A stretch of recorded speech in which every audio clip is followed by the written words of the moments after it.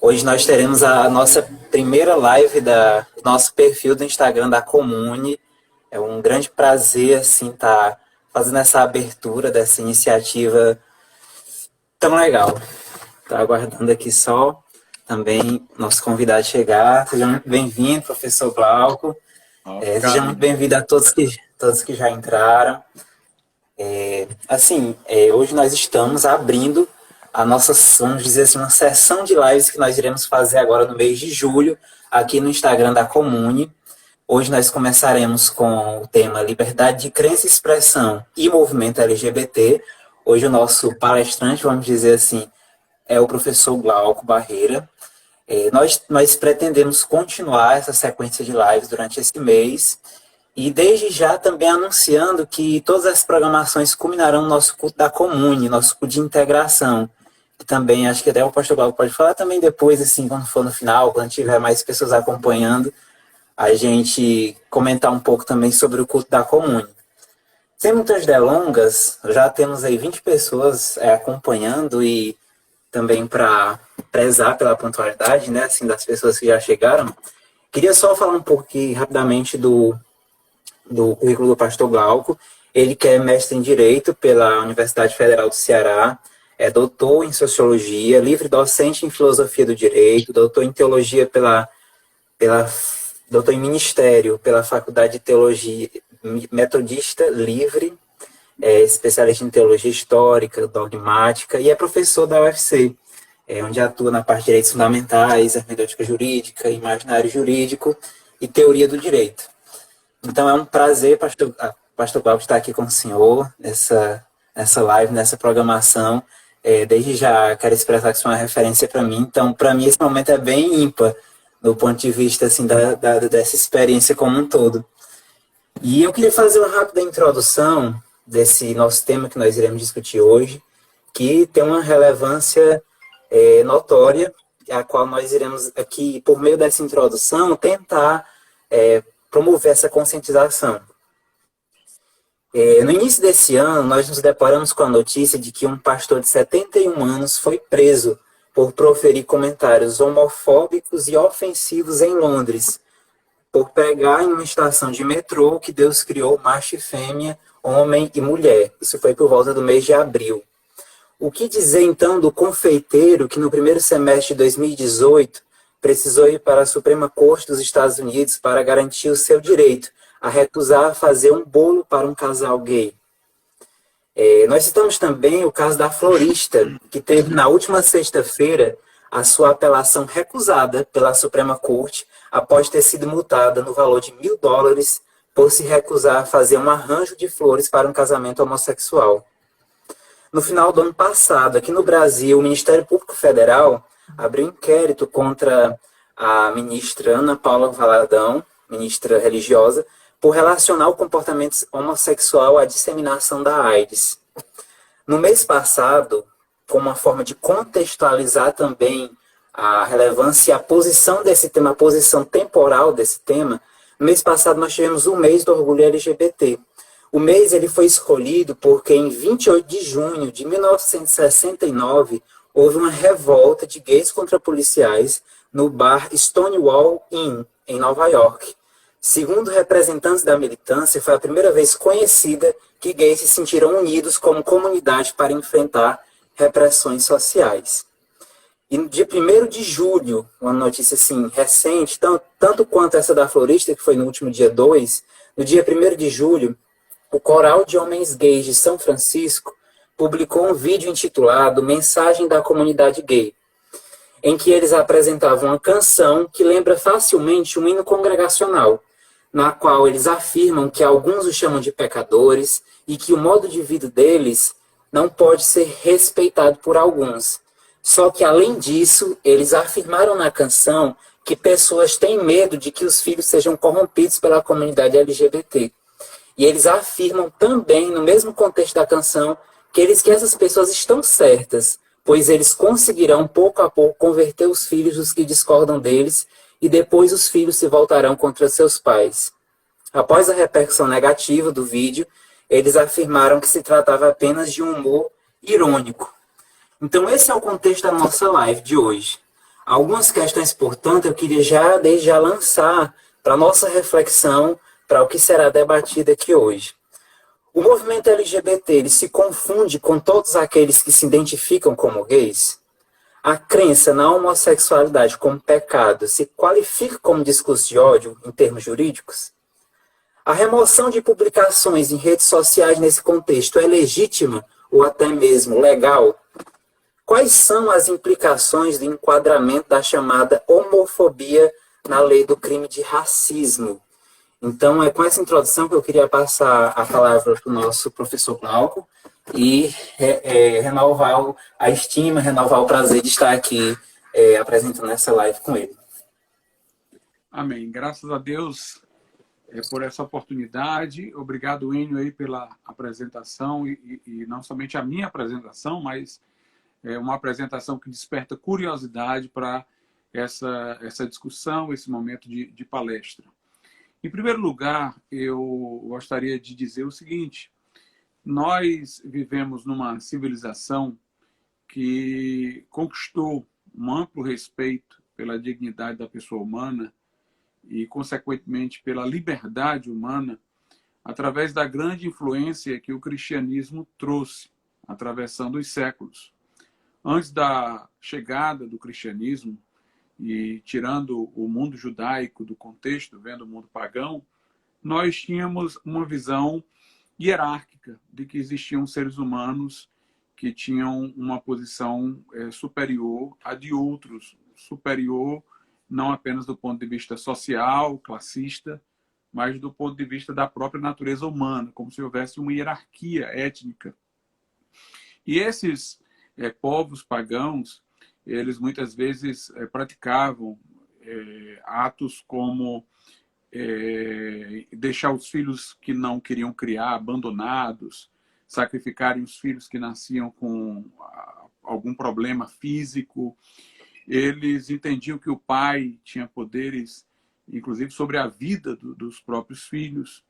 Existia não apenas a escravidão, mas as pessoas que eram gladiadores serviam de espetáculos até a morte para pessoas que festejavam aquele momento, né? Havia muita tirania, muito governo forte, autoritário. A noção de liberdade não era para todos, mas apenas para alguns segmentos da sociedade. O cristianismo trouxe, dando difusão a ideias judaicas e acrescentando aquilo que o cristianismo especificamente trouxe. Ele deu difusão à noção de que todos são iguais, porque todos fomos criados por Deus, porque todos somos procedentes de um só casal, independentemente da etnia. Todos nós temos o mesmo tronco, a mesma raiz, a mesma base. E, portanto, todos somos iguais. Também a mulher era vista como igual ao homem, afinal de contas, foi criada para ser uma ajudadora idônea, como diz no Gênesis, ou seja, a altura do homem. Com o homem, ela se torna uma só carne. E, por outro lado, o Cristo ressuscitado apareceu às mulheres, fez delas suas testemunhas.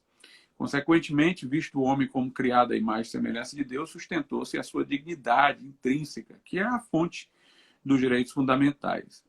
De um modo mais próximo do nosso tempo, o protestantismo, falando de uma relação direta com Deus, sem a mediação de uma instituição eclesiástica, de um sacerdote ou mesmo de outros santos que pudessem estar numa posição hierárquica acima dos que estão aqui diante de Deus, entendendo que cada um poderia ir diretamente a Deus, poderia interpretar a Bíblia e descobrir por si só a verdade, deu relevo à questão do indivíduo, da individualidade, de uma dignidade perante Deus individualizada, né? Isso repercutiu em toda a noção de direitos fundamentais. O próprio constitucionalismo vem da ideia de que a própria igreja tem que ter uma carta, digamos assim, constitucional que a rege, que limita, ela tem que se enquadrar dentro desse parâmetro que é a Escritura Sagrada, e assim também o Estado dentro da Constituição. Nós vemos que as nações que foram o berço do Estado de Direito, a Inglaterra, os Estados Unidos, ou mesmo a Holanda, tiveram toda uma inspiração dentro da convicção protestante, evangélica, Então, os protestantes evangélicos trouxeram mais difusão ainda, no nosso tempo mais próximo, dessas noções relativas a direito, dignidade humana, liberdade. Se você olhar, você vai ver que o cristianismo ele não tem como deixar de exigir proteção a essas liberdades. Quando Jesus disse, ide pregar o evangelho a toda criatura, fazer discípulo de todas as nações, ele nos ensinou que nós tínhamos que transpor barreiras territoriais. A Bíblia diz, quão formosos os pés dos que anunciam as boas novas, dos que proclamam a paz.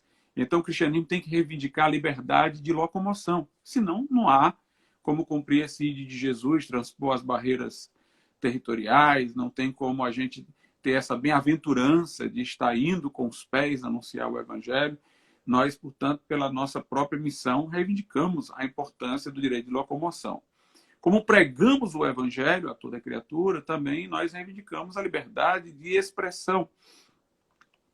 Então, todas essas liberdades, elas estão no centro, né, do cristianismo. A liberdade de expressão, a liberdade de locomoção, a liberdade de reunião, porque a Bíblia diz em Hebreus 10, 25, não deixando de congregarmos, os cristãos perseguidos se reuniam nas catacumbas, mas não deixavam de se reunir, entendendo que o cristianismo requeria deles que se reunissem. Então, onde o cristianismo prospera, prospera a liberdade de reunião, prospera a liberdade de locomoção, a liberdade de expressão, né?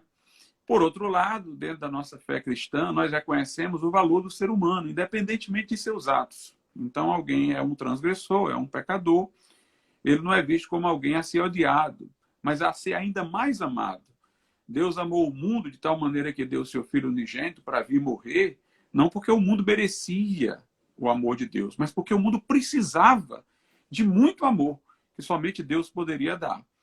Precisava desse amor pelo qual Deus entregou o seu próprio Filho. Então, na lógica da visão cristã, o fato de alguém ser pecador faz com que ele precise de mais amor. O mundo pecador precisou de mais amor de Deus, a ponto de ele enviar seu Filho. Então, nós não repudiamos as pessoas que pecam. Nós entendemos que é nosso dever amá-las, orar por elas, mas não deixar de avisar para elas do perigo que a alma delas pode correr, caso não venham a se arrepender e se reconciliar com Deus nessa vida. Não nos interessa converter ninguém à força, porque a fé é espontânea, porque a fé é voluntária, né? Jesus disse, quem tem sede, vem a mim e beba, mas era um convite, né? Ele falou às pessoas, dando a elas a oportunidade de escolherem vir ou não a ele. Então, o cristianismo não se consolidaria nunca pela força, não interessaria essa fé formal, externa, que não fosse fruto de uma adesão livre e interna do coração. Então, nós não temos interesse nenhum em constranger ninguém, em impor nada a ninguém. Nós amamos a pessoa, mesmo ela fazendo aquilo que transgride a lei de Deus, oramos por ela, abençoamos sua vida, porque o que a Bíblia diz é que a gente deve abençoar e não amaldiçoar. Até os nossos inimigos nós devemos fazer o bem.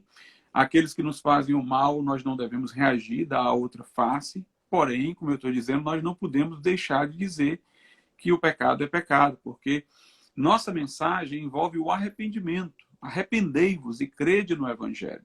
Se eu tenho que proclamar o arrependimento, eu tenho que dizer, olha, o que você está fazendo é errado e você tem que se arrepender. Nós não atacamos o homossexual, por exemplo, embora nós estejamos contra práticas homossexuais. O fato de alguém, por exemplo, se sentir tentado por uma pessoa do mesmo sexo, isso pode ter a ver não só com a nossa natureza caída, que nos predispõe a toda sorte de pecados, não só a esse, inclusive, pecados da vida heterossexual, como fornicação, adultério, mas pode, para essa inclinação existir, ter havido fatores psicológicos, fatores educacionais, fatores familiares. Essa inclinação que haja na pessoa não é o objeto do nosso ataque, né? Todos nós temos inclinações para pecados diferentes, de acordo com a nossa contextualização. O pecado que me tenta não é o que tenta o outro, não é o que tenta o outro, cada um de nós está em circunstâncias diferentes. Então, nós não atacamos uma pessoa por causa de uma inclinação que ela tem. O que nós reprovamos são atos, são práticas, são ações transgressoras. E, obviamente, que essas ações também podem existir mentalmente, em forma de pensamento deliberado. Não a tentação involuntária que chega, mas o acolhimento dela para a pessoa fantasiar, para a pessoa imaginar e tal. Já é uma espécie de atitude para nós, essa em que a pessoa deliberadamente pensa, alimenta uma determinada coisa. Então, nós não reprovamos o ser humano por uma inclinação que ele tenha, ou dizemos, porque a inclinação é essa e não é aquela. Não, tudo quanto é pecaminoso, seja lá o que for, nós entendemos que está em posição de igual condição na separação do homem de Deus. Mas a nossa questão não é o tipo de tentação que a pessoa sofre. É o tipo de escolha prática que ela tem, é o tipo de vida que ela assume. Então, nós reivindicamos essa liberdade de poder dizer o que é pecado, à luz da Bíblia, à luz da lei moral de Deus, e de convocar as pessoas a que se arrependam. João Batista chegou diante de uma autoridade governamental e disse que não era lícito a ele possuir a mulher do irmão. Jesus disse à mulher samaritana que ela tinha tido maridos, mas que aquele com o qual ela estava naquele momento, note que não tem nada a ver aí nem com o homossexualismo, era uma relação com o sexo oposto, mas de forma indevida. Jesus, com aquele homem que ela vivia, ela não era casada, ela não estava vivendo num relacionamento adequado. E nós não estamos apenas a falar dos pecados sexuais, nós falamos contra a inveja, o ciúme, o orgulho, a contenda, os vícios como os de droga, alcoolismo e tal, tudo isso proclamando que a pessoa se arrependa e se converta ao Evangelho. Nós queremos a liberdade de poder falar da moralidade das ações e falar daquilo que nós entendemos que seja certo e errado e convocar pessoas ao arrependimento e ensinar aos nossos filhos. Ninguém é obrigado a aceitar o que nós estamos ensinando, mas nós queremos ter a possibilidade de externar a nossa opinião sobre isso.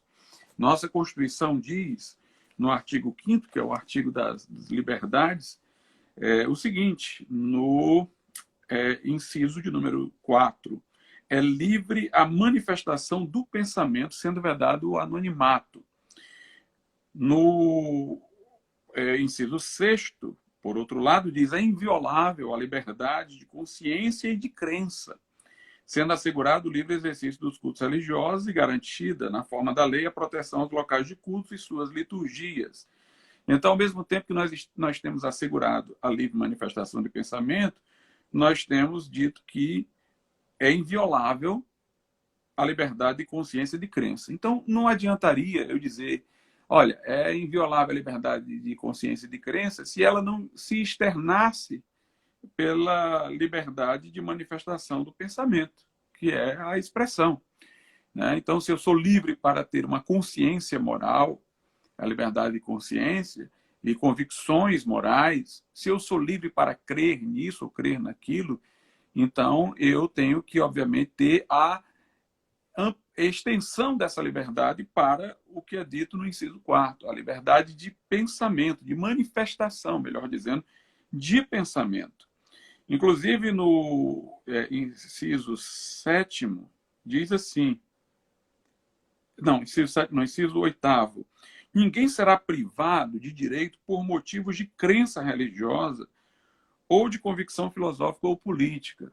Ele vai falar aqui da única exceção, que é em relação ao serviço militar obrigatório, quando a pessoa que pode até se esquivar de ter esse serviço militar, mas tem que cumprir uma prestação alternativa. Se ela não cumprir nem a alternativa, aí pode ser que ela tenha alguma privação de direito. Mas a regra geral é essa, ninguém será privado de direitos por motivo de crença religiosa ou convicção filosófica ou política. Então, eu não posso ser privado da minha liberdade de manifestação de pensamento porque a minha crença é essa, porque a minha convicção moral é essa, porque a minha consciência entende que isso está errado. Eu não posso ser privado de direito, inclusive de manifestação de pensamento, por causa da minha crença, da minha convicção filosófica, religiosa. Então, o que nós estamos vendo hoje é esse choque, muitas vezes manipulado, pessoas que assumem um estilo de vida determinado, né? E que querem impedir que outros se manifestem moralmente sobre aquele estilo de vida. Nós nunca poderíamos comparar a objeção que o cristão faz à prática, né, de uma relação homossexual com o racismo. Porque o cristão não está se opondo a uma pessoa em razão de sua condição própria, involuntária. Ele está se opondo a uma determinada prática, né? Ele está se opondo a uma determinada ação. Uma pessoa, por exemplo, é heterossexual, se ela não for casada, nós cristãos seremos contra a relação sexual dela antes do casamento. Não tem nada a ver com ser contra a pessoa dela, é aquela ação dela. Se ela for casada, nós seremos contra uma relação dela adúltera, fora do casamento, né? Nós seremos contra a impureza, que é ela tentar estimular o seu próprio corpo individualmente, solitariamente, para produzir prazer sem ser dentro do relacionamento próprio. Nós vamos ser contra a zoofilia, a pedofilia e tal. E nós temos também a nossa posição sobre a relação sexual entre pessoas do mesmo sexo. Eu não estou falando contra o ser da pessoa. A raça é uma condição inata. Aliás, eu mesmo sou contra o conceito de raça. Eu nem gosto da expressão. Para mim, o racismo é exatamente você considerar que existe raça. Porque, para mim, só existe uma raça, que é a raça humana, no caso do ser humano. Todos nós somos iguais. Já fazer a separação de raça, para mim, já é o racismo, porque já é uma estratégia de divisão para alguma razão de hierarquização ou conflito, né? Inclusive, essa era a ideia do Martin Luther King, era o sonho de Martin Luther King, era um mundo em que não houvesse mais raça, só houvesse o homem criado à imagem e semelhança de Deus. Mas o fato é que o racista, que define a humanidade dividida em raças e procura colocar algum conflito entre elas, ele está pressupondo uma condição intrínseca. Ele não está fazendo uma avaliação moral, né? Você que é negro, ele não está dizendo isso, ou você que é branco, em razão de ser negro, o branco está praticando um ato imoral. Ele não está dizendo isso, que simplesmente pela raça é uma imoralidade. Não, é uma visão já que nega a pessoa independentemente dos seus atos. Mas no caso, quando nós reprovamos a prática do homossexualismo, como a gente reprova o sexo antes do casamento, como a gente reprova o adultério, são as ações da pessoa. Até mesmo as inclinações que ela tem, o tipo de tentação que ela sofre e tal, não é aquilo que nós queremos atacar. São os atos, as escolhas de vida, né? E, como eu estou dizendo, ninguém é obrigado a aceitar o nosso discurso, e nem nós temos interesse de impor esse discurso, porque a conversão para nós é uma coisa espontânea. Nosso discurso maior é para amar o nosso próximo, mesmo aquele que diverge de nós. É para não responder aquele que nos ofende com ofensa. Então, nós não temos nenhum interesse de fazer mal a ninguém, né? Quando nós até dizemos para a pessoa que se arrependa de determinado pecado, se converta, é no melhor interesse por ela, é no amor por ela, entendendo que todo pecado, de alguma forma, destrói a natureza humana, prejudica moralmente o homem, né? Diminui a possibilidade de sua felicidade. É claro que muita gente vai dizer assim, não, mas eu sou feliz no que eu faço. Na verdade, para nós cristãos, a pessoa, quando vive no pecado, ela não é feliz. Agora, pode ser que ela se obrigada a deixar o pecado sem uma conversão, talvez a faça até mais infeliz do que ela no estado de pecado. O que nós queremos é que ela seja libertada pelo poder do Evangelho, é que haja uma transformação sobrenatural na sua vida, pela qual ela passe a ter prazer na obediência. Por isso que eu estou dizendo, não adianta nada ser forçado. É um milagre de Deus na vida da pessoa. Nós conseguimos conviver com pessoas homossexuais normalmente, no nosso trabalho, no nosso colégio, nós como cristãos e tal, como a gente consegue conviver com pessoas que estão num casamento que nós consideramos ilícito, porque a pessoa teria deixado sua esposa por motivos que a Bíblia não justifica, casado com outro, como nós conseguimos conviver normalmente com pessoas que estão vivendo juntas, sem estarem devidamente casadas, como nós conseguimos conviver com pessoas que estão no alcoolismo, como pessoas que fumam, e tudo isso nós consideramos pecado. Nós conseguimos conviver bem com todas essas pessoas. A noção de discurso do ódio, ela não tem assim uma textualização constitucional, mas ela surgiu exatamente em função daquele tipo de discurso que se presume que vai instigar uma ação concreta contra um determinado grupo, né? Inclusive, os americanos são muito cautelosos quanto à questão do discurso do ódio, porque os americanos têm uma ampla visão da liberdade de expressão. Então, os precedentes judiciais lá muito favorecem a ampla liberdade de expressão. Eles dizem assim, que o discurso chamado do ódio só iria ser realmente punível se houvesse razões concretas para acreditar que aquela pessoa pretenderia ou teria como executar o que ela está dizendo. Que às vezes as pessoas falam alguma coisa na forma de um insulto ou na forma de um desejo platônico, eu gostaria de que acontecesse isso, tal, mas ela não tem nem instrumento para executar nada e ela nem tem realmente a intenção de levar aquilo ao ato concreto. Então, lá nos Estados Unidos, por exemplo, se a pessoa não tem instrumentos para executar e se ela não dá indício de que pretende fazer aquilo, é só um palavreado, eles nem consideram como algo punível, ainda mantém garantida a liberdade de expressão. Mas, de toda maneira, mesmo que a gente não seja tão aberto à liberdade de expressão como os americanos, a ideia do discurso de ódio é um discurso que, teoricamente, poderia fomentar ações concretas contra um determinado grupo. E nós cristãos, por exemplo, na nossa pregação do Evangelho, não temos nenhum indício de que queremos fazer isso. Você não ouve falar de igrejas que saíram entrando dentro de ambientes homossexuais e matando homossexuais. Talvez você ouça falar de ataques islâmicos, mas não de ataques cristãos nesse sentido. Pelo menos não é o que os noticiários estão nos revelando. Agora, nós temos ouvido falar muito do movimento LGBT, colocando camisinhas nas portas das igrejas, movimentos como o movimento feminista, onde mulheres entram despidas dentro da igreja numa iniciativa deliberadamente ofensiva, né? Ofensiva. O que os cristãos podem fazer é dizer, vamos orar por uma pessoa que está nessa situação, né? Vamos amaldiçoar? Não, a Bíblia diz lá em Romanos que nós devemos abençoar e não amaldiçoar.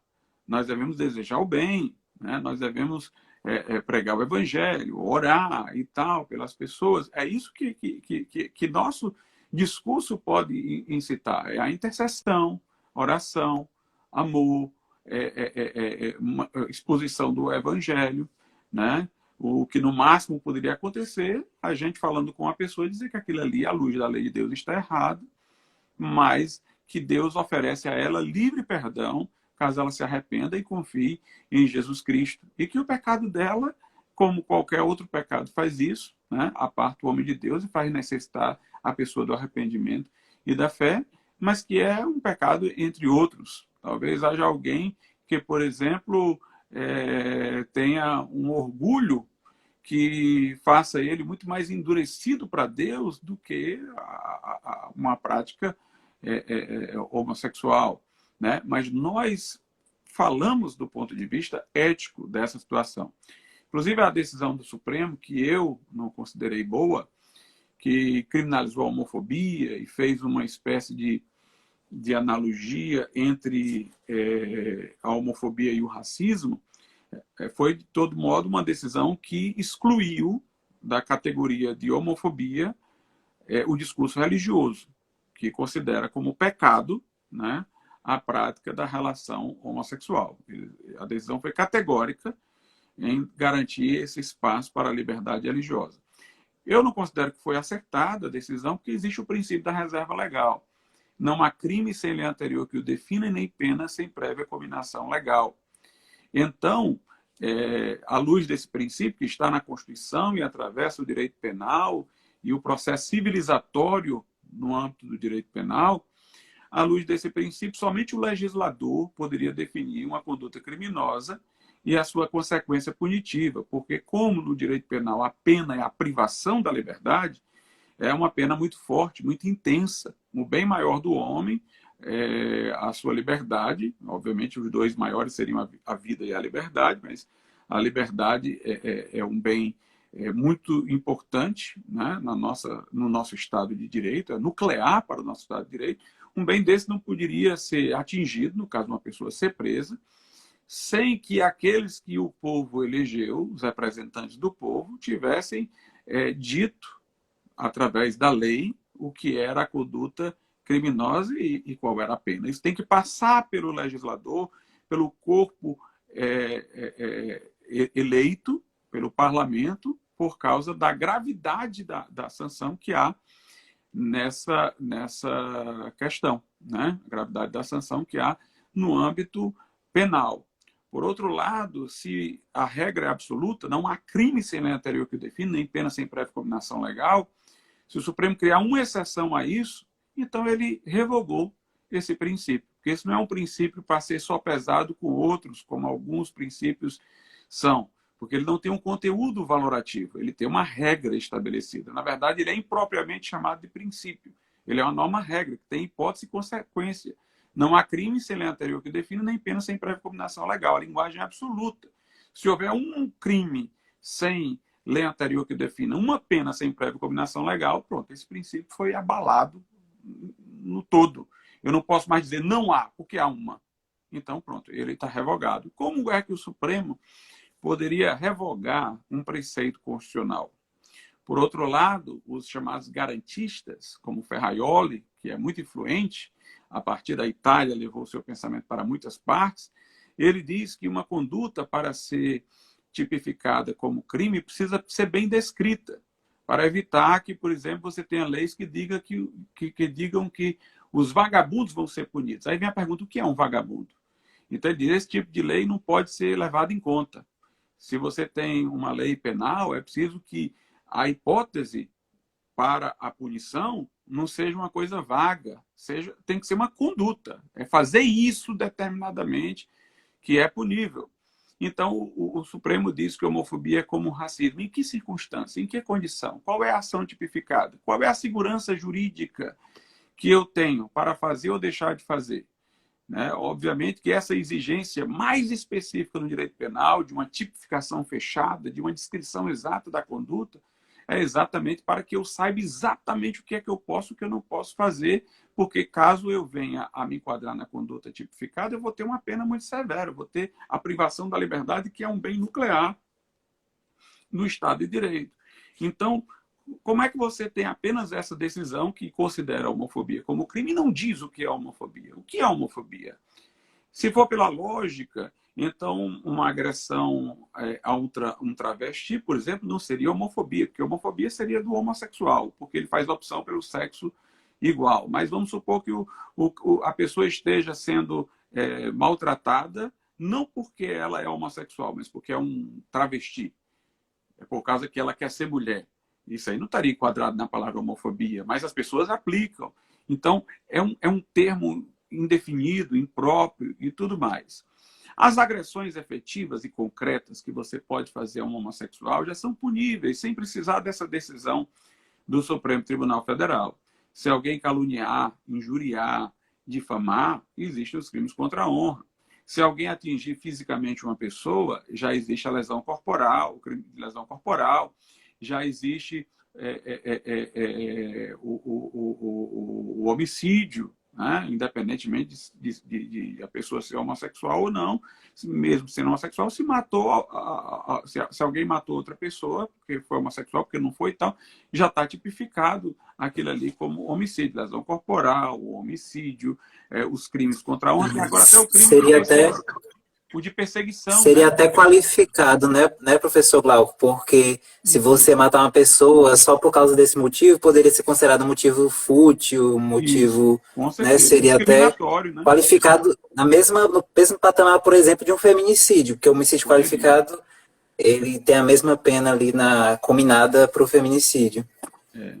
Além do que, já tem o crime agora de perseguição. Quer dizer, se alguém está ofendendo uma outra, assim, perseguindo por qualquer coisa, tem também. Então, tem muitas formas de alguém que está injustamente prejudicando um homossexual ser punido. Agora, quando o Supremo vem e ainda fala, para além de tudo isso que está tipificado, que homofobia é crime, sem descrever o que é e tal, então ele está criando espaço para além desses tipos já existentes, para livre interpretação de todos, e aí nós temos essas situações esquisitas que nós estamos vendo agora. Uma ação judicial, por exemplo, para perguntar por que na seleção brasileira não tem o número 24.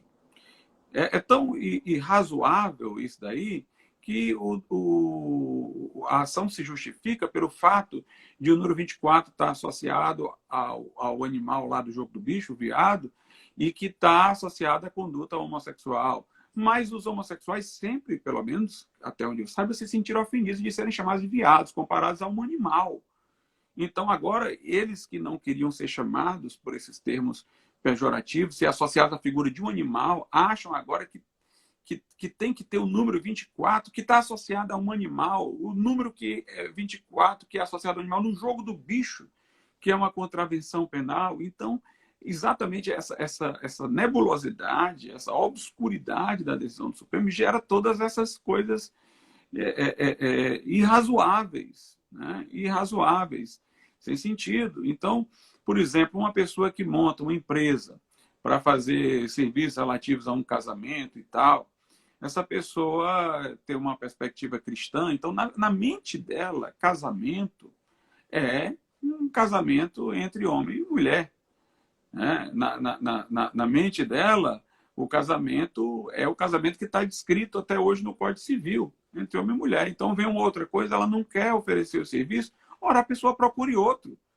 Com certeza, numa sociedade capitalista em que a busca do lucro e concorrência, ela vai encontrar um outro lugar. Para que perturbar aquela pessoa e entrar com uma ação contra ela?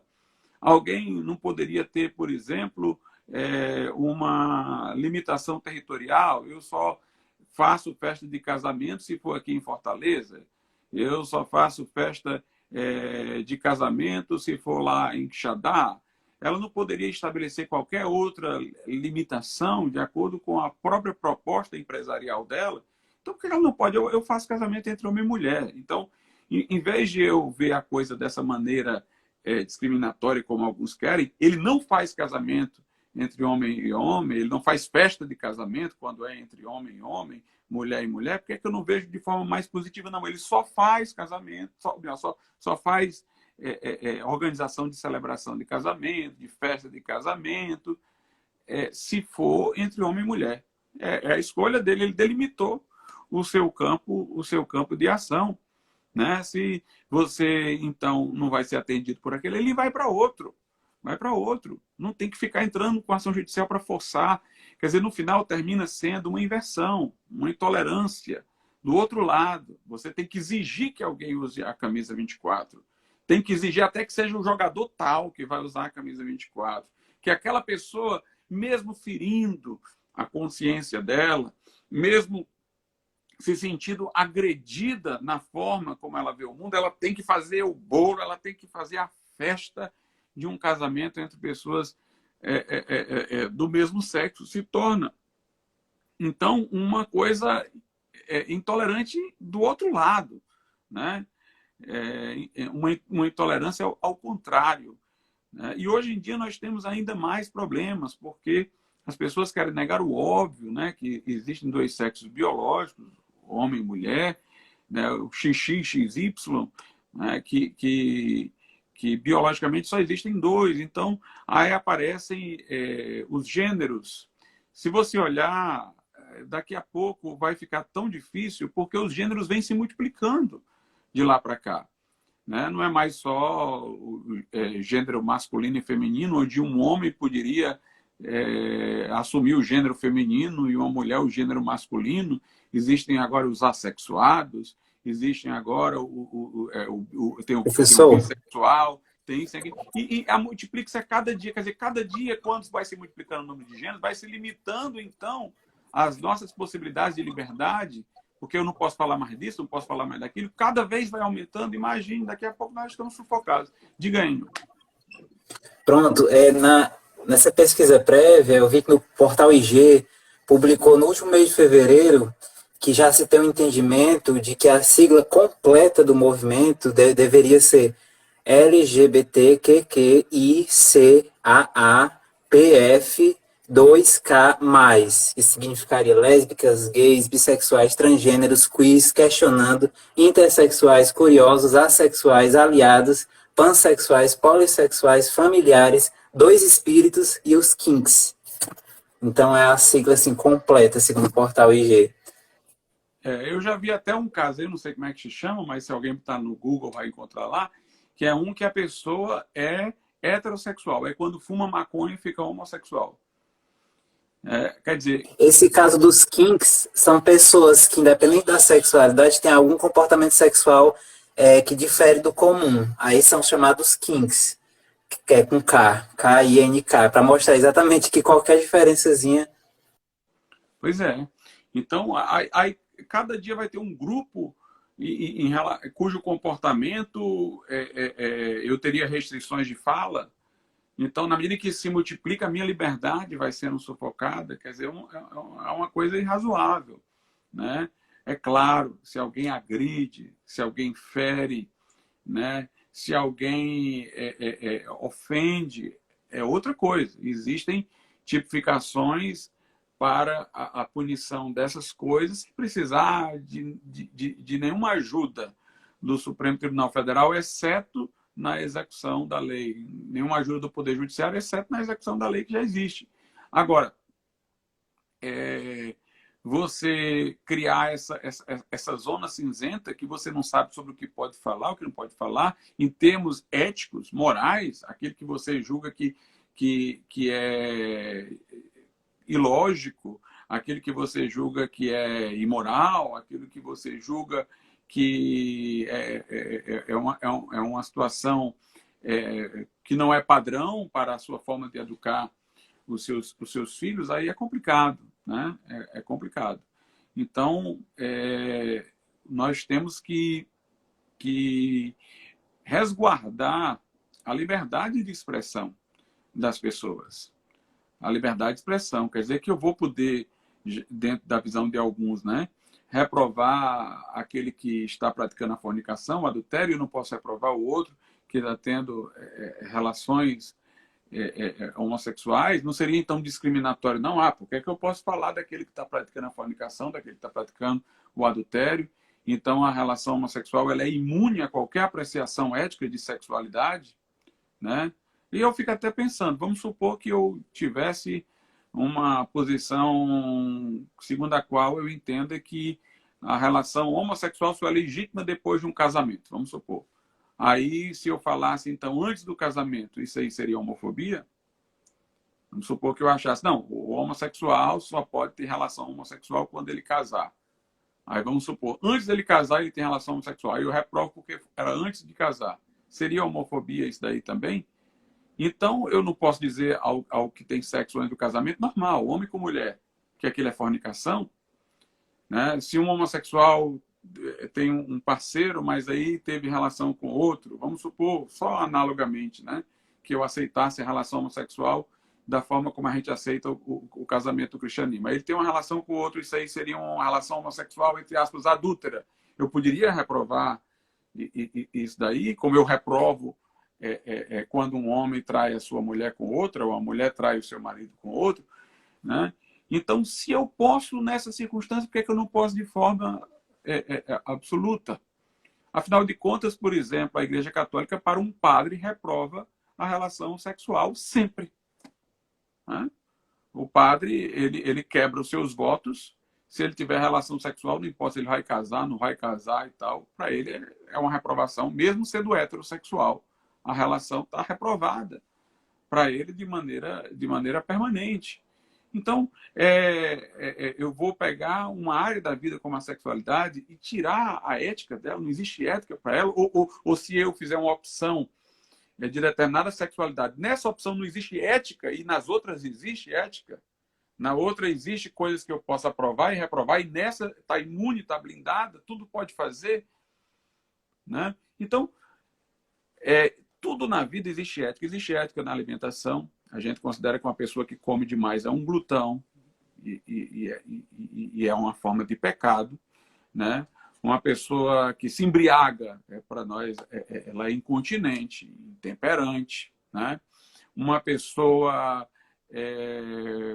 pode ser, por exemplo, mesmo na sua vida profissional, para nós, transgressora, ela idolatra a profissão e negligencia a família, e negligencia a educação dos filhos. Não existe área da vida em que nós não tenhamos algum tipo de código moral naquela área. E a sexualidade é uma das dimensões da vida e tem código moral.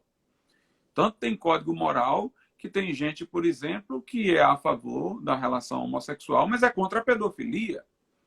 Tem gente que é a favor da relação homossexual e é contra a zoofilia. Ele tem alguma moral naquilo ali, ele tem alguma eticidade naquilo ali. Eu já vi homossexual falando, não, eu sou a favor do homossexualismo, mas eu sou a favor de algum tipo de relação só de dois, não múltiplas. Ele tem algum código sexual, algum código ético. E eu, como cristão, não posso ter o meu código ético acerca disso aí. Eu não posso manifestar o meu pensamento sobre como eu vejo os limites da sexualidade lícita e ilícita. Então, o que nós queremos é o bom senso, o que nós queremos é a lógica, o que nós queremos é o direito que nós damos aos outros. É o direito que nós damos aos outros. Quantas pessoas, por exemplo, dizem que o cristianismo é errado, né? O islâmico vai dizer que o cristianismo é errado. Os judeus vão dizer que Jesus foi um falso profeta. Mas nós queremos que essas pessoas tenham liberdade de dizer isso. Né? Elas nos classificam como seguidores de um falso profeta, imaginando Jesus como um falso profeta, como no caso de um judeu. Um islâmico considera a gente idólatra, porque a gente adora Jesus e diz que ele é divino. Né? Quantas ofensas os próprios membros do movimento LGBT fazem ao cristianismo nas suas marchas, né, usando símbolos cristãos para introduzir em órgãos genitais e vestindo-se de Cristo e fazendo inúmeras coisas que simbolicamente agridem o cristianismo, né? E isso daí já não é mais nem só uma questão religiosa, como o Islã e outros grupos que dizem assim, segue um falso profeta, Jesus não é Deus, vocês são idólatras, aí já é um insulto deliberado, uma agressão deliberada. Mas eu mesmo, embora eticamente reprove esse tipo de coisa e faço questão de mostrar a desproporcionalidade quando isso acontece, eu, por mim, gostaria que fosse assegurada a liberdade a eles de fazerem essas coisas e que nos deixassem também ser livres para dizer o que nós pensamos. Né? A garantia da liberdade é a condição satisfatória, né? Satisfatória para todos. Né? Professor, então, diga aí, não. Quando o senhor fala exatamente desse conflito, às vezes, de correntes de pensamento que envolvem visões de mundo bem amplas, como é o caso da religião, o Daniel Sarmento, ele tem um artigo que eu cheguei a ler há alguns anos atrás, mas, assim, ficou aquele aprendizado fixo na minha mente. Ele é um artigo que ele publica na revista Direito do Estado, sobre liberdade de expressão e o problema do hate speech, que é o discurso do ódio. E ele fala exatamente da importância de se admitir determinadas opiniões desconfortáveis, as opiniões incômodas em uma democracia. Porque, por exemplo, ele defende, por exemplo, até que uma pessoa dizer que eu não gosto de negros. O direito da pessoa de falar isso, se manifestar dizendo que eu não gosto de negros, negros são assim, são assado. Ele defende até essa manifestação, porque ele fala que as opiniões incômodas, quando elas são proibidas, elas evitam exatamente o avanço. Porque hoje essa é a opinião proibida, né? Mas antes, se uma pessoa não tivesse tido a liberdade de falar um dia que racismo era errado, que racismo vai contra os princípios mais elementares, ela não teria a oportunidade de influenciar. Então, todas as opiniões têm que ter essa chance de influenciar o debate público, exatamente para que se chegue ao avanço, né, ao desenvolvimento, à permanência da democracia. Por isso que ele defende que o discurso de ódio não deve ser criminalizado, mas sim as fighting words, que no caso é o que o senhor falou, do sistema americano. Você não pode, você pode se manifestar, dizer que eu não gosto de negros, eu não gosto de mulheres, assim, no sentido assim, mulheres são inferiores e não merecem de certa dignidade, mas você não pode dizer, nós temos que bater nas mulheres, maridos lá no seu ambiente doméstico batam nas suas mulheres. Se você vê um negro no supermercado e comprar alguma coisa, o segurança pode barrar, pode bater nele, então não pode ter essas palavras de incentivo à Estímulo para ação, violência. né? Exatamente. Mas a permissão das opiniões incômodas deve haver exatamente porque o incômodo é subjetivo. Então, é por isso que rega a saúde da democracia, essa permissão. Com certeza, tem muita lógica o que ele está dizendo. Coisas que a gente não concorda, né? Mas que cercear a liberdade pode ser um caminho que seja crescente. Então vamos cercear essa, aquela outra. Então, muitas vezes a gente tem que ter o discurso desconfortável aceito, né? Para que a gente não tenha argumentos análogos para ir cada vez castrando a liberdade de expressão de forma progressiva. E o importante é isso, é que não haja um estímulo a uma ação concreta, violenta e tal. Essa é a visão realmente dos americanos, né? A favor de que se garanta ampla liberdade de expressão, entendendo que a democracia tem um custo, e o custo é tolerar certas coisas que são indesejáveis, né? Mas para que se possa garantir o livre convencimento, né, de todos a partir do debate público, da externação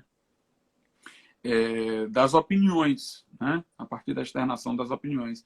É uma coisa muito preocupante o que a gente vê hoje, né, essa instrumentalização ideológica do Poder Judiciário, essa diminuição da liberdade de expressão. Por exemplo, a ideologia de gênero não é mais uma questão de ciência, é uma questão teológica, né? É como o mundo foi criado. Então, para nós, quando alguém diz que o mundo não é só aquilo que há biologicamente, macho e fêmea e tal, para nós a pessoa está negando a criação de Deus, ela está negando um postulado da nossa fé teológica, né? Então, a gente está reagindo em defesa do relato da criação, em defesa da criação conforme o Gênesis. É mesmo que dizia, olha, vocês não podem crer no Gênesis se nos for impedida a liberdade de dizer que Deus criou o homem à sua imagem, macho e fêmea os criou, que Deus lá no princípio, no Éden, disse, deixará o homem seu pai e sua mãe, se unirá à sua mulher, e serão ambos uma só carne, né? Então, isso está no Gênesis, isso está na Bíblia. Nós não temos como manter a nossa fé cristã sem manter essa convicção, essa crença. Para nós, a ideia de que seja possível alguém ser de um jeito e estar num corpo que não era para ser o seu, é uma ideia gnóstica, de uma seita que existiu nos primórdios do cristianismo, onde se dizia que a realidade do homem era só a espiritual, que o corpo era uma clausura, que a ambição religiosa não seria ter a ressurreição do corpo, mas seria se libertar do corpo, como se o corpo fosse intruso. Para nós cristãos, não, o corpo faz parte do nosso ser. Nós somos espírito, alma e corpo. Então, eu nunca poderia me ver como alguém dentro de um corpo errado, porque eu sou o meu corpo, não só o meu corpo, mas eu sou também o meu corpo. Nós queremos que esse corpo que nós temos, que nos foi dado pelo nascimento, é o que vai ressuscitar no porvir. Então, para nós, esse é um assunto teológico. Entrou na nossa esfera, entrou nas nossas convicções, entrou na nossa antropologia, entrou na nossa teologia da criação, quererem tirar a nossa oportunidade de falar sobre esses temas, de dizer como nós pensamos, é a mesma coisa que nos negarem a liberdade de crença, a fé, né? Negarem para nós os cultos e as liturgias, que inclusive são baseadas para nós na Bíblia, na Escritura Sagrada, né? Que é o livro que nos serve de regra de fé e de prática, né? Então, é isso. Diga, irmão, você ia falar alguma Professor, coisa? eu quero só falar com o senhor sobre a questão do tempo, porque eu acredito que o Instagram daqui a pouquinho ele vai estar encerrando a live. Nós podemos abrir um espaço para perguntas, o senhor quer encerrar o raciocínio de Não, alguma forma? não pode abrir o espaço para pergunta, né? Pronto, quem quiser perguntar alguma coisa pode ir colocando aí, quem ainda não fez, eu vou adiantar aqui algumas que já foram perguntadas ao longo da palestra. São basicamente duas e uma mais opinião. Qual seria a opinião do senhor, primeiramente, a visão sobre a imposição e disseminação das contemporâneas ideias de identidade de gênero nas escolas, essas ideias na escola, como imposição, como uma visão prevalecente? Primeiro, a escola deveria ensinar, no campo das ciências, né, aquilo que é condizente com a biologia. Você vai ensinar o aparelho reprodutor e tal, você vai fazer a diferença entre homem e mulher, corpórea e tal. Isso é uma coisa objetiva, constatativa. A identidade de gênero já está dentro de uma opção ideológica, né? De algumas pessoas. A opção ideológica que tem outras posições concorrentes. E que, como eu disse, ela é agressiva à perspectiva religiosa de muitas pessoas, porque ela entra no questionamento sobre a criação. Ela é negadora, né, de uma criação divina, da forma como está descrita no Gênesis, é uma postura ideológica e que a Associação Pediátrica Norte-Americana diz que tem causado inúmeras perturbações psíquicas nos menores, nas crianças. Nossa legislação diz, e a Declaração Universal dos Direitos Humanos também diz, de 1948 da ONU, que os pais têm preferência sobre o tipo de educação que os filhos vão receber, né? Então, a escola não pode se tornar uma inimiga da família. É dito especificamente, né? Acho que na Declaração Universal dos Direitos Humanos, diz assim no artigo 26, os pais têm prioridade de direito de escolha do gênero de instrução que será ministrada a seus filhos. Então, os pais têm preferência. Eu não posso desrespeitar esse direito dos pais. Eu não posso promover uma determinada ideologia específica. E para nós, aí é onde eu vou entrar, a ideologia de gênero é uma religião. Porque se ela tem uma antropologia, se ela tem uma visão de mundo, de homem e tal, revolucionária, ela tem uma visão de como as coisas foram feitas e criadas, ou de que o homem é o seu próprio criador. Então é uma visão religiosa. Obviamente que é uma religião que se nega, é uma religião que não se assume, mas ela é uma visão religiosa. E eu não posso patrocinar essa visão religiosa específica dentro das escolas, dentro de um Estado que pretenderia ser laico, né?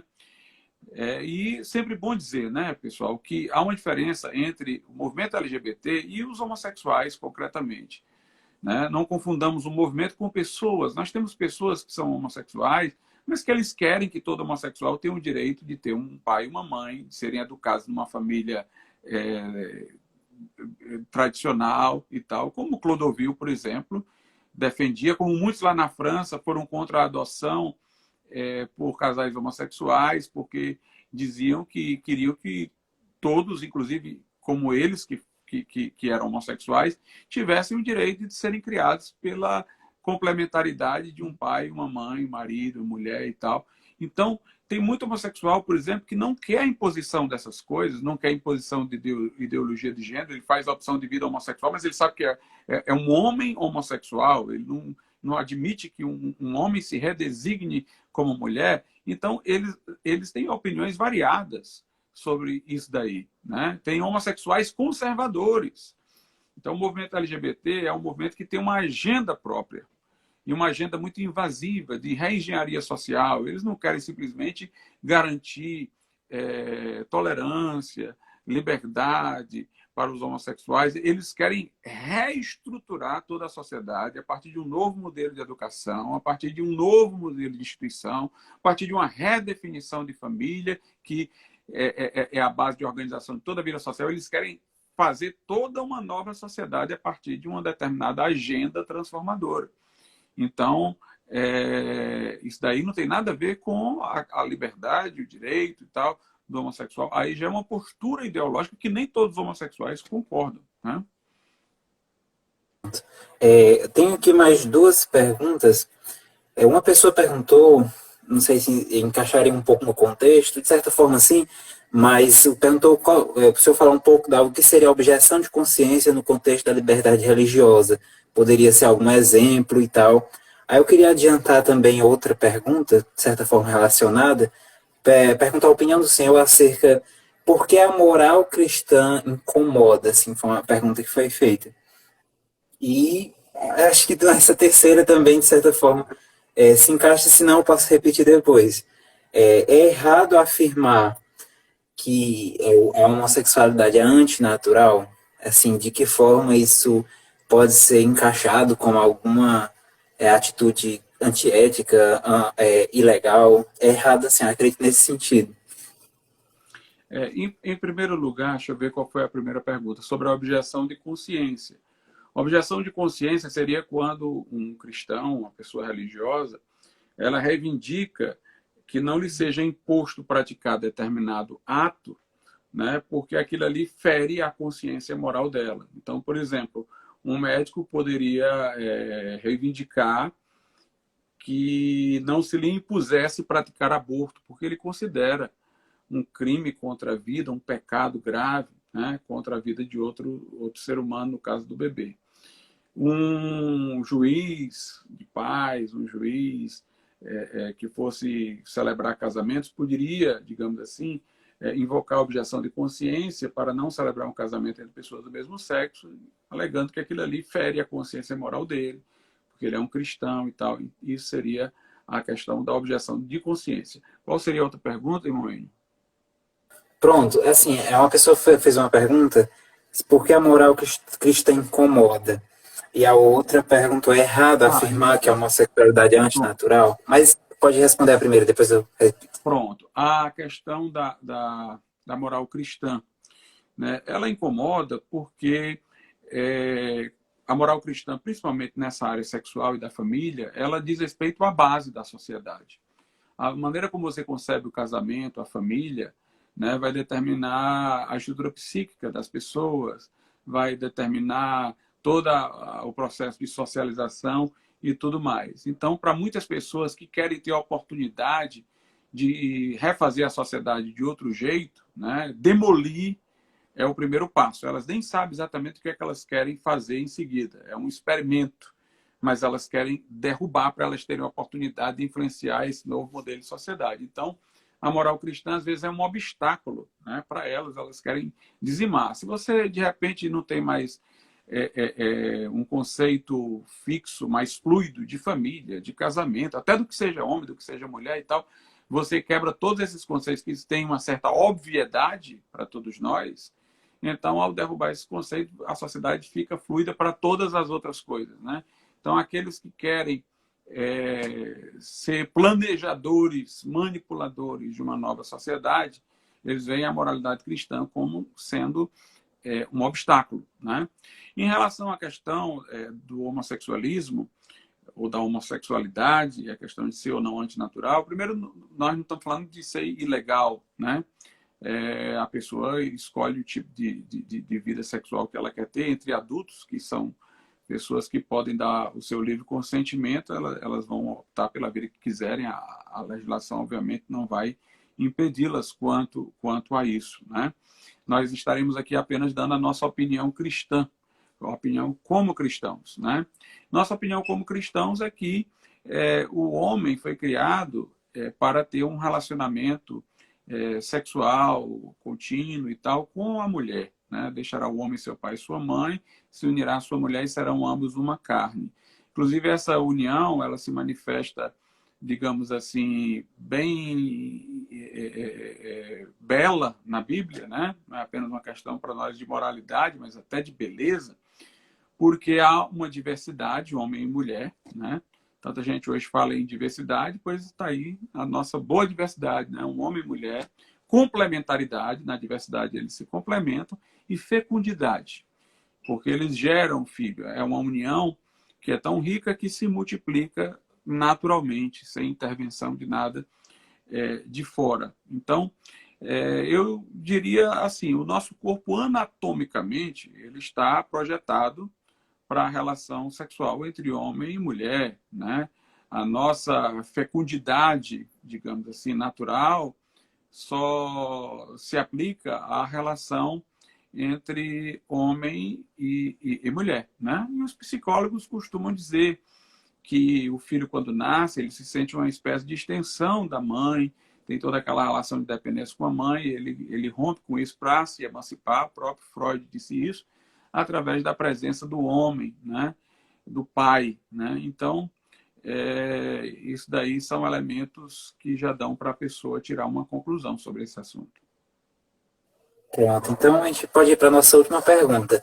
Como um professor cristão pode se posicionar diante de livros de ciências e de outros livros, ciências humanas, no caso, que aborde essas questões de gênero? Como um cristão pode se posicionar nesse sentido, um professor cristão? Em primeiro lugar, o professor cristão tem que mostrar que isso é uma teoria ou uma ideologia, né? Que não é uma coisa pacífica, né? E que é um recorte seletivo, né?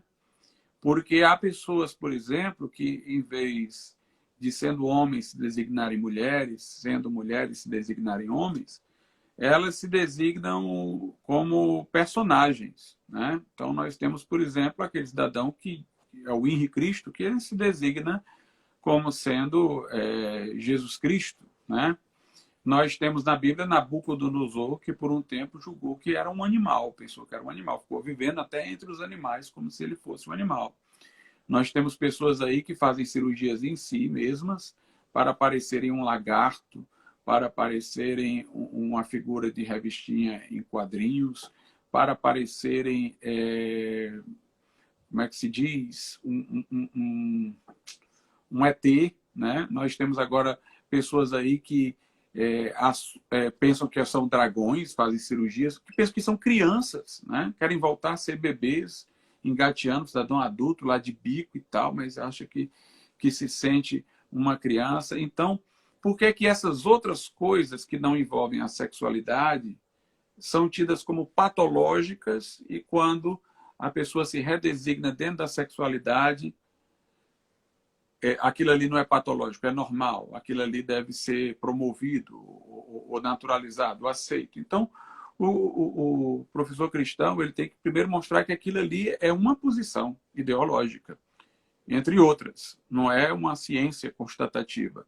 Segundo, é um recorte seletivo, porque aquele mesmo fenômeno de a pessoa se sentir de forma diferente do que o seu corpo lhe aponta, existem outras situações fora dessa questão de sexualidade, a pessoa se imaginar como um lagarto, um dragão, uma criança e tal, não sei o que mais lá. E por que que o recorte é seletivo? Porque no âmbito da sexualidade, quando ela se redesigna do âmbito da sexualidade, eu naturalizo e naqueles outros eu mantenho que seja uma situação patológica. E, em terceiro lugar, é preciso mostrar que essa teoria, né, ela se torna uma teoria religiosa. Por quê? Porque ela dá ao homem a condição divina de ser o seu criador. Na Bíblia, inclusive, Deus cria o mundo pela palavra, né? Ele diz, haja luz, e houve luz. Ó. Então o homem diz, eu sou mulher, aí ele vira mulher. Então é como se ele fosse divino. Ele tem o poder pela palavra, pela autodesignação, poder performativo de se reconstituir de uma forma nova, Então, tem todo um ar teológico aí. Por outro lado, essa ideia de eu estar num corpo errado já tem uma visão, por exemplo, de que o homem, então, é só o seu ser psicológico. A corporeidade não integra o homem, né? Então, a gente vê que tem toda uma teoria metafísica, uma teoria religiosa, que está na base disso aí, inclusive com antecedentes lá no gnosticismo grego, onde o homem se sentia dentro de um corpo cativo, né? Não necessariamente em função da sexualidade, né? Mas a ideia era o homem se libertar do corpo, porque o eu real dele não se identificava com a sua corporeidade. Então, é uma teoria metafísica, é uma teoria religiosa, né? E, portanto, a discussão sobre ela deve acontecer dentro desse nível, dentro desse plano. Aqui nós temos também uma pergunta, que acho que seria mais sobre teologia. Fala aqui sobre essa questão da noção de se estar no corpo errado perante Deus, né? Como Deus julgaria uma pessoa que se julga estar no corpo errado. Acho que quer saber um pouco sobre a visão da teologia sobre essa ideia do... Acho que isso já explanou um pouco, né? Exatamente. Eu vou aqui falar genericamente, para não poupar ninguém. A Bíblia diz: em tudo dai graças. Então, não é só questão de alguém reclamar que está no corpo errado. Alguém está reclamando da família que nasceu, está reclamando porque não tem isso, não tem aquilo, porque não nasceu lá no outro país, tudo isso daí, a pessoa está deixando de agradecer a Deus por aquilo que Deus lhe concedeu, pelas oportunidades que lhe foram dadas, né? Então, nós somos ordenados pela Bíblia a dar graças por tudo, né? O contentamento faz parte da vida cristã. Aceitar, inclusive, os fardos e as tribulações que a vida nos impõe. Eu queria pedir a licença do senhor para iniciar a resposta da próxima pergunta, porque a pessoa ela pergunta qual seria a diferença entre homossexualidade e homossexualismo. Assim, pelo que é divulgado amplamente, é mais uma questão de termos, assim como o termo pessoa com deficiência às vezes vai mudando, pessoa portadora de deficiência, já foi deficiente, necessidades especiais, a agenda da militância também ela busca às vezes pleitear uma denominação diferente, exatamente visando um tratamento melhor que ela considera pelo uso das palavras. Homossexualismo é a designação que está relacionada à patologia. O homossexualismo é o que, propriamente, genericamente, no popular, a gente fala isso, né? Que o ismo, ele sempre tem a ver com deturpação, sempre tem a ver com alguma coisa que está sendo levada para um lado, assim, mais do que era para ser, vamos dizer assim, uma patologia. E a homossexualidade já visaria isso. Então, a gente já tem hoje um terceiro termo, que é a homoafetividade, porque a militância, ela defende que a homoafetividade, ela já exclui a redução, vamos dizer assim, dessas pessoas apenas ao aspecto sexual. Ela para não ter um tratamento só relacionado ao ato sexual em si. A pessoa tem afeto por outra pessoa do mesmo sexo. Então, ela já seria uma afetiva e não uma homossexual, para não ter só esse teor sexual, que poderia ser relacionado à promiscuidade, a uma prática desviante. É tudo um jogo de palavras para melhorar essa questão do tratamento. Mas se você quiser complementar alguma coisa. As palavras têm mudado de sentido muito ao longo do uso estratégico delas, principalmente a palavra homossexualismo. E a homossexualidade ganhou uma eufemização, que depois passou essa eufemização para outra, mais eufemística ainda, que é a homoafetividade. Mas eu fico com a distinção que estava no começo de tudo, que era feita pelas pessoas do começo de tudo. Homossexualidade é a condição de se sentir atraído pela pessoa do mesmo sexo. E o homossexualismo é a prática de relações homossexuais, é a vida na prática das relações homossexuais. Quando eu uso as palavras, eu uso nesse sentido. Homossexualidade como a condição de ser atraído pela outra pessoa do mesmo sexo, e o homossexualismo a prática da vida homossexual. A vida homossexual assumida. Certo. Entendi. Né? Mas pronto, eu então tenho muitas outras definições. Tem gente que diz que o homossexualismo é a ideologia, e homossexualidade é a prática, né? Tem gente que já diz outra coisa e outra, cada um tem um conceito. Mas eu quando distingo dessa forma, no meio dessa balbúrdia de palavras, né? Pronto, vamos então. Nós temos duas perguntas que elas se complementam. A primeira pergunta, seriam as nossas últimas. Ela pergunta, o participante aqui, ele pergunta por que considerando que a Constituição, na sua gênese, vamos dizer assim, na interpretação lá teleológica, na intenção do legislador, protege a família heterossexual, heteronormativa, vamos dizer assim, né? E não se implementa políticas públicas. Foi dessa forma que a pessoa perguntou. Por que não se implementa políticas públicas, né, no âmbito do executivo, considerando essa proteção especial da Constituição à família, que está lá escrita desde a Gênese? E a segunda pergunta seria exatamente isso. Quais seriam os instrumentos jurídicos, instrumentos democráticos para barrar a agenda LGBT? Uma pessoa pergunta também assim. Acho que nós estamos falando, então, de instrumentos jurídicos voltados à proteção da família e, consequentemente, na nossa visão de família, a obstacularização da agenda LGBT, do movimento, da militância, né? A gente não está, como o senhor falou, não se confunde com as pessoas. A nossa Constituição diz que a família é o fundamento da sociedade, né? E ela entende por família aquela composição que vai começar com a união entre um homem e uma mulher, né? Seguida de sua prole, né? A meu ver, nunca nem o poder constituinte derivado poderia alterar isso, porque existem os chamados limites implícitos ao poder de reforma da Constituição. Os limites implícitos são aqueles que a Constituição não diz especificamente. Isso não pode ser mudado. Mas se mudado for, todo o espírito da Constituição é alterado. Então, é uma forma de você atingir toda a ideia central da Constituição. Se a família é a base fundamental da sociedade, a Constituição é a ordem social, juridicamente considerada, então, se você mudar o conceito de família, você muda a base da sociedade, logo você muda todo o tecido constitucional. Então, para mim, dada a colocação que foi dada, né, a base fundamental e terá a proteção especial do Estado, seria algo imodificável até pelo poder constituinte derivado, até pelo poder de reforma. Só poderia se modificar por uma nova Constituição. Por outro lado, né, a Constituição ela exalta muito a união entre homem e mulher na forma do casamento. Tanto que a união estável não é nem chamada de família, é chamada de entidade familiar. Assim como a presença de um ascendente, o pai com o filho, sem a esposa, né? No caso de viuvez e tudo, a esposa com o filho e tal, é considerado uma entidade familiar, que tem proteção, igual proteção e tudo mais, né? Mas a Constituição fez questão de chamar de entidade familiar para reservar a expressão família, exatamente para toda a composição completa, não a fragmentária e nem a união estável que não passou pelo casamento civil.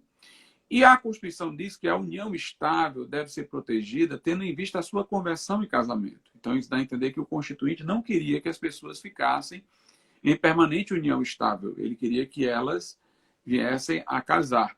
Se o Constituinte mostrou esse interesse de que a união estável se convertesse em casamento, obviamente que ele quereria também que os casamentos não se dissolvessem, né? Quem quer o mais quer o menos. Ele queria que a união informal fosse formalizada e queria proteger a união informal para incentivar a formalizar-se. Obviamente que ele não quer a desformalização. Então, por essa lógica, nós deveríamos ter políticas públicas que estimulassem a continuidade da família, que desestimulassem o divórcio, que estimulassem a fidelidade dos cônjuges. Então, esse comentário que foi feito aí tem toda a pertinência. Deveria existir isso aí à luz do espírito que anima a nossa Constituição, né? E em relação àquilo que a gente pode fazer, é uma luta muito difícil e desigual, porque você vê, né? Não era nem para existir a ideia de casamento entre pessoas do mesmo sexo, nem a ideia de união estável entre pessoas do mesmo sexo, de acordo com o que está no texto da Constituição. E isso já avançou, né, por um ativismo judicial. Então, existem inúmeras medidas que poderiam ser tomadas, inclusive para se declarar isso inconstitucional, mas é o próprio Supremo que já disse que era constitucional ou que era assim. Nosso grande desafio não é saber quais são os instrumentos jurídicos. O nosso desafio maior é esse Supremo que está aí, né, que não tem agido segundo a vocação que lhe deu o Constituinte, de ser um guardião da Constituição. Mas ele tem sido patrocinador de novas ideias, ideologias em afronta ao texto constitucional. Quando você diz que uma norma abaixo da Constituição fere a Constituição e diz que ela é inconstitucional, isso é passível de muitas discussões. Mas quando você diz que o próprio texto constitucional não é constitucional, como é que fica? É à luz de quê? Como é que você pode pegar aquele texto que está lá na Constituição dizendo isso e dizer, não, esse texto não é para ser entendido assim? É como se você estivesse declarando inconstitucional a Constituição. A partir de que lugar? Né? O poder mais forte numa sociedade não é o executivo, nem o legislativo, nem o judiciário, é o poder constituinte, que o nome está dizendo constituinte, ele constitui o Estado. Todos os outros poderes, executivo, legislativo, judiciário, são poderes constituídos. Né? Então, o poder constituinte, que vem do povo, acima de tudo, é que está sendo violado nessas condições, gerando uma verdadeira desarmonia entre os poderes e fazendo com que o Supremo venha assumindo a posição de poder constituinte, mas não lhe foi confiada essa missão. Assim, eu acho que dá para responder. Qual linguajar, então, dentre esses vários termos que nós falamos aqui, seria mais adequado para os cristãos usarem em relação a essas práticas? Acho que, como a gente falou, na visão do senhor, é que não existe nenhuma diferença. Assim, a diferença é só uma questão de aplicação, mas não seria uma questão de essa que é melhor, essa que é pior, né? Na visão do senhor, é homossexualismo, homossexualidade ou homoafetividade. É porque nós tivemos um irmão que perguntou também. Eu falo o homossexualismo porque é o termo mais conhecido, né? Mais antigo, e que evita maiores discussões. Né? Na Bíblia, o homossexualismo é chamado de sodomia, seja ele masculino ou feminino. Né? Entendi. Pronto. Então, assim, acredito que a gente já pode encerrar. Eu fico muito feliz porque... Aliás, assim, sodomia o masculino, desculpa-me. Né? Isso, né? Uhum. A Escritura fala de mulheres que se inflamaram em sua sensualidade, mulher com mulher e tal, lá em Romanos 1. Né? Mas o termo sodomia é reservado realmente à homossexualidade masculina. Entendi.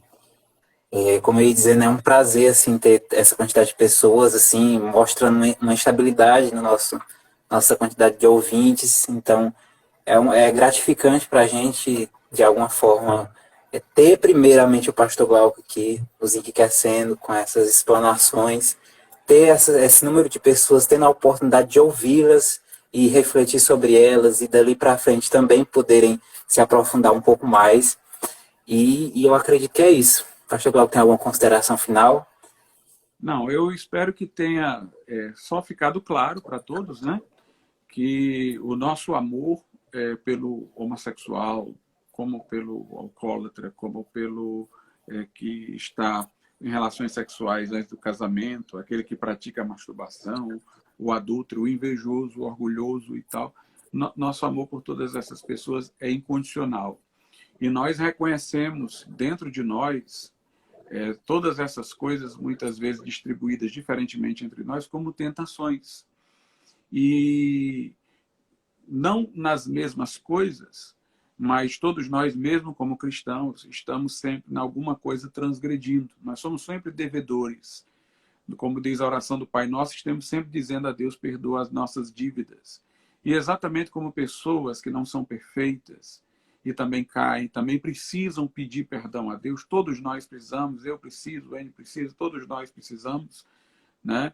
Quando nós dizemos a alguém que uma coisa é pecado e para que deixe, Nós não dizemos com desamor, nós não dizemos com a sensação de superioridade, nós queremos apenas compartilhar a nossa visão cristã, porque entendemos que ela é verdadeira, né?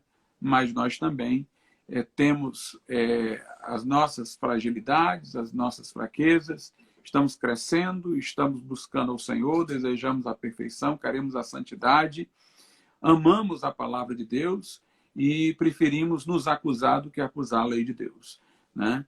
Quando nós estamos errados, né? Mas nossa posição é essa de amor, de intercessão, de oração e de pregação do Evangelho. Ninguém é obrigado a aceitar a nossa pregação, nós só queremos ter a oportunidade e o direito de falar, e vocês que têm posição diversa, falem também, digam também, embora possamos discordar, nós estaremos lutando pelo direito de vocês de falarem o que pensam, aquilo que compreendem. O que nós não podemos é ter a imposição, nem nós impondo a vocês que discordam, nem vocês impondo a nós, né? Vamos deixar que as ideias se transmitam.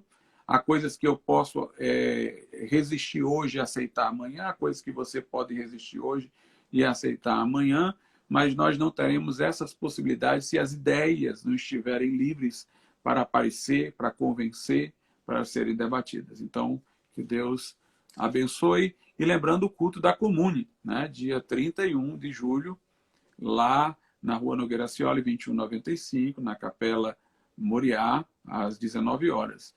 Nós vamos falar lá sobre a nossa visão do mundo, como ele se encontra agora, amplamente, enquadrar as situações dentro do esquema bíblico e profético. 31 de julho, contamos com vocês. Muito, assim, muito importante esse convite, anota aí na sua agenda. E para encerrar, eu queria só ler já que o pastor falou muito, a visão cristã, a nossa visão sobre as fraquezas. Queria ler aqui uma passagem onde Paulo fala em 2 Coríntios. E disse-me, a minha graça te basta, porque o meu poder se aperfeiçoa na fraqueza. De boa vontade, pois, me gloriarei nas minhas fraquezas, para que em mim habite o poder de Cristo. Pelo que sinto prazer nas fraquezas, nas injúrias, nas necessidades, nas perseguições, nas angústias por amor de Cristo. Porque quando estou fraco, então sou forte. Então, muito obrigado a todos que assistiram, muito obrigado, professor Glauco, pela explanação, e a gente se vê na próxima live, que a gente fiquem ligados aí no perfil do Instagram da Comune, porque a gente vai anunciar e com certeza vai ser também um momento muito enriquecedor, tão quanto foi esse de hoje. Então, muito obrigado a todos. Tchau, tchau, pastor. Até mais a todos. Deus abençoe.